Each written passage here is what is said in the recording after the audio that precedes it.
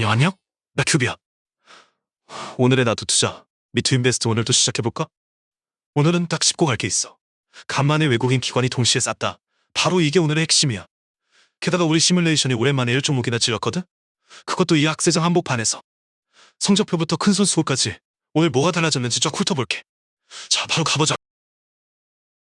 외국인과 기관 노동에 오늘 엄청 돈 많이 사들였는데 각각 2조 1천억 원하고 980억 원씩이야. 이전에 계속 팔아치우던 시기랑 좀 다른데 오늘은 둘이 똑같이 샀다는 것 자체가 중요한 신호지. 큰 손 두 놈이 같은 방향을 보는 건 그냥 지나칠 일이 아니니까 주의해야 할. 나는 또 하나 알려줄 거 있어. 시뮬레이션에서 새로운 주식을 추가했거든. LG전자고요. 이거 중요한데 우리가 약세장에서는 거의 사려 들지 않는 종목이라면 알아야 해.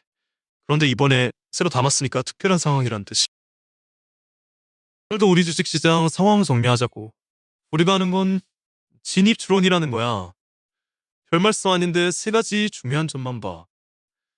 첫 번째로 지금 시장이 어떤 국면인지 확인하고 그 다음에 단기간에 오를 가능성이 얼마나 되는지 보자. 마지막으로 확실하게 급등할 확률도 계산해. 이걸 매일 다시 해서 정리한.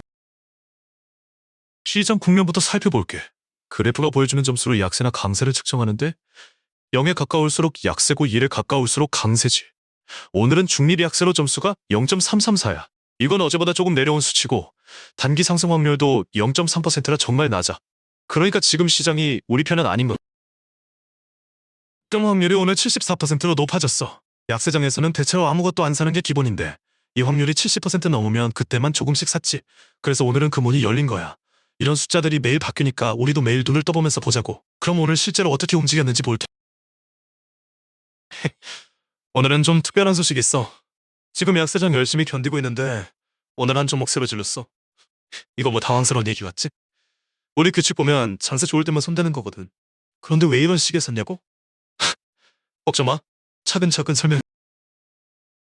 시작할 때 10억 원 갖고 시작했는데 지금 총평가액이 10.59억 원이야. 누적 수익률로 보면 5.90% 벌었네. 근데 기간별로 보면 최근 일주일 동안은 0.28% 올랐고 한 달은 마이너스 0.70% 빠졌어. 세 달짜리는 더 안 좋았지. 마이너스 6.10%나 떨어졌어. 오늘 새로 추가한 종목은 LG전자우야. 이거 한 4천만 원어치 샀는데 솔직히 좀 조금 샀다고 느껴. 근데 내 규칙대로 이 정도면 다 된 거지. 이제 남은 현금으로는 7.08억 원이 있어. 우리가 매일 확인하는 신호가 세 가지 있어. 이거를 보고 결정해. 하나씩 사든. 급등 확률이 74%나 났어. 보통 기준은 70%인데 이번에는 그 이상으로 올라가더라고. 이 숫자 덕분에 오늘 주식들이 열심히 움직일 것 같아. 시장이 좀 어려워 보여도 걱정 말라고. 우리가 원칙대로 하면 되니까. 시장 전체가 약세일 땐 그냥 손을 안 댔어. 근데 오늘은 특별한 경우야. 급등할 확률이 70% 넘게 나왔거든. 이거 보고 절반 규모로만 진입했어. 화면에 체크리스트 있는 거 봐. 오늘은 그 두 조건 다 초록불이 켜졌지. 그래서 지금 우리가 가진 5자리 중 하나만 채운 상황이야. 이거 중요한데 이런 신호가 너무 자주 터져서 원래 30%였던 기준을 70%로 바꿨어. 그래도 확률이 30%를 넘지 않으니까 안심하고 절반만 거는. 우리가 진짜로 사고 파는 거 정리해주는데 왜 그런 선택을 했는지도 알려줘. 급등 확률 보면 노란 선이 70%야. 어제는 79.6%였는데 오늘은 74.0%로 좀 떨어졌지. 그래도 여전히 기준선 위에 있어. 빨간 원 안에 초록점이 오늘인 거야. 근데 이 선 넘는 날들이 최근 60거래일 중에 18번이나 됐고 실제로 급등 한 번 16일이나 돼. 아, 생각보다 자주 있는 거네? 그러니까 이거 하나만 믿으면 큰일이. 오늘은 LG전자우를 새로 샀어. 길게만 샀는데 요즘 시장이 좀 약세라 급등할 확률도 높지 않아. 근데 그 확률이 우리가 정한 기준을 넘어서서 적당한 규모로 진입했지. 중요한 건 지금처럼 시장 상황이 좋지 않을 때는 위험한 종목은 빨리 팔아버리는 게 좋아. 하나 더 사는 것보다 투자금 지키는 게 더 중요하다고 생각. 오늘은 한 줄 결론이 있어. 돈 버는 것보다는 잃지 않는 게 더 중요하다 이거야. 근데 이 내용 실제 계좌랑 관련 없으니까 참고만 해줘. 우리 따라서라고 하는 건 아니니까 정말. 그럼 우리 모델이 오늘 어떤 종목을 좋아하게 봤는지 알려줄게. 매일 뽑는 강력 추천 목록인데 전체 4,009개 종목 중에서 가장 좋은 애들만 골라. 이건 상위 0.5%인 20개 종목을 먼저 찾고 그 중에서도 여러 모델들이 다 같이 좋아하는 5개만 남겨두는 거야. 그래서 다 같이 동의한 종목이라고 부르는 거지. 오늘 1위는 삼성전자야. 종합 점수 0.9251로 압도적이야. 의견 차이가 10.38%라 다른 애들보다 모델들의 생각이 딱 맞아떨어져. 다음은 한화에어스페이스. 이건 점수 0.8647이고 코스피 종목이야. 의견 차이는 17.64%라 좀 더 갈리는 편이지. 세 번째는 셀트리온. 점수 0.8581이고 의견 차이 17.43%. 네 번째로 한국항공우주가 있는데 이건 점수 0.8518에 의견 차이 13.44%야. 마지막으로 CS윈드. 점수 0.8504이고 의견 차이는 11.65%. 얘기하다 보면 의견 차이가 크면 그만큼 확실하지 않을 수 있다는 걸 알아두는 게 좋아. 매매 규칙도 알려줄게. 목표 수익은 20%, 손절은 마이너스 10%에서 25%까지 밀리면 끊어. 그리고 5거래일마다 점수를 다시 확인해서 확 떨어진 애는 갈아치워. 근데 이 목록이 바로 오늘 산 종목은 아니야. 강력 추천은 대체로 큰 덩치 종목들이 많아서 실제로 오늘 담은 건 따로 있다. LG전자 하나가 오늘 실제로 사본 종목이야. 방금 그 강력 추천 목록에는 없었는데 왜냐하면 강력 추천은 여러 지표를 다 봐서 전체적으로 좋은 종목들만 골라서 보여주는 거거든. 근데 진입 모델은 우리가 직접 정한 기준으로 오늘 LG전자호가 71.1점이라는 점수를 받아서 실제로 사는 리스트에 포함된 거야. 그래서 강력 추천 목록에는 없어도 우리 진입 모델에서 좋은 종목들은 따로 표시하는 거지. 이거 잘 기억해두고 보자. 자, 이번엔 큰 손들이랑 지표들도 좀 볼까?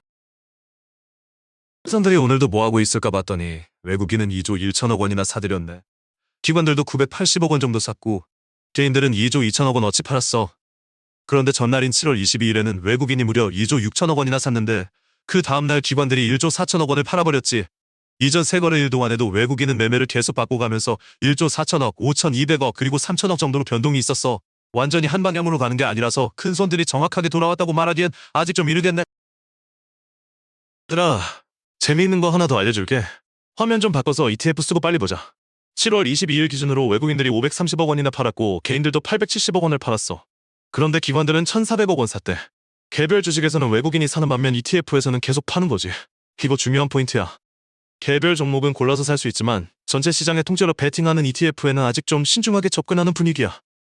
근데 주의할 건 있어. 이런 하루 이틀 수급만 가지고 시장 바닥이다 이러면 안 돼. 지금 시장 국내는 여전히 중립 약세를 보이고 있으니까 참고용으로만 봐두는 게 좋아. 결국 살지 말지는 전체적인 시장 상황이 결정하는 거야. 자, 그럼 다음으로 가보자. 시장 보면 코스피가 좀 떨어졌어. 지난달 30일에는 8,476이었는데 요즘은 7,097까지 내려갔네. 열흘도 안 돼서 대략 16%나 줄어든 거야. 참 아쉬운 변화지. 이어서 갈까? 외국인이 우리 주식시장에 얼마나 돈을 들이고 있는지 그래프로 보면 눈에 들어와.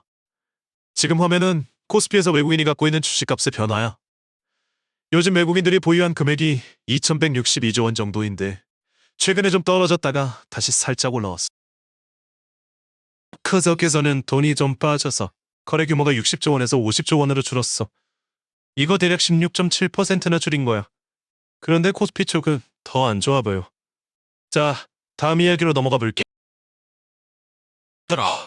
앞으로 몇 일 안 되는 날들이 주의해야 해. 먼저 7월 30일이면 미국에서 금리 결정하는 FOMC 회의가 있어.